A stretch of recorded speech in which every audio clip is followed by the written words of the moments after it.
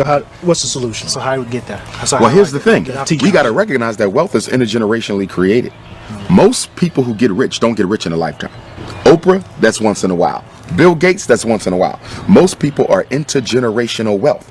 That means what? That if black people want to catch up, we have to start saving wealth and passing it to the next generation. Our biggest problem ain't that we're splurging.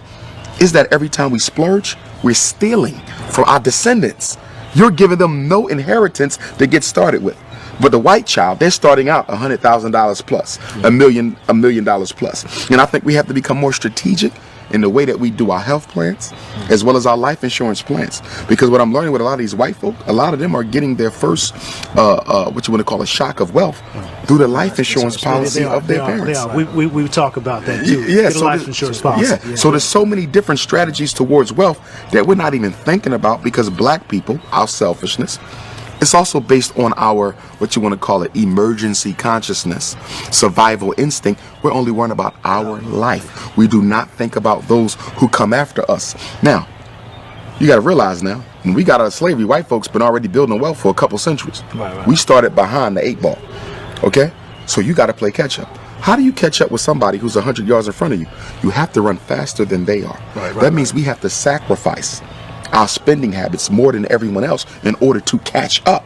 How does a people who are at the bottom waste money more than people who are at the top? So not only are you not catching up, you're not even thinking about trying to catch up. This is good, and we got 1,000 questions, and we know you got a flight. We appreciate the time. Thank you. No problem. One fat, meat, juicy point. What would it be before you go? I would say that we have to build our own schools. Everything we're talking about, the only way it becomes normalized, the only way it becomes a part of the collective black consciousness is if the children are raised with it as a group. Remember, all progress is group work. It's teamwork. That means we need all the children in Jackson to be taught the principles of financial empowerment. All the children of Jackson to be taught how to eat healthy. All the children of Jackson to understand what black family means and why it's so important. Until then, it's just a specialty. As we spoke earlier, diet being a specialty, wealth is a specialty. Think about it. If you're black and you're in the know about money and the laws of finance, you are a specialty. You are an eccentricity. You are an oddity. That's a problem. Because for white people, gaining wealth is a regular part of their everyday conversation. Even poor white people are regularly talking about wealth. Black people don't discuss wealth at all. We have to move it from the marginalized status it has and make it a mainstream topic of conversation. Is there an answer? I know you can't just drop a 2-second answer. No. Here's what I would say with the unity. Again, unity has to be incorporated into the collective consciousness, which means children have to be socialized to unite with one another. Remember, our kids are socialized to disunite. As a principal, right? I've had first graders, 6 and 7, talking about how black your skin is, how cheap your clothes is, how nappy your hair. You're 6. This your first year in school. How do you know all this? The parents. We are teaching our kids to be Negroes.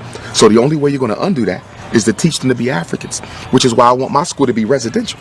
Because I know sending them back to the same house that created the illness after school is going to undo everything I do from 8 to 3. You got the kids for 16 hours. I got them for 8. I can't win. Because the brain is the creature of repetition.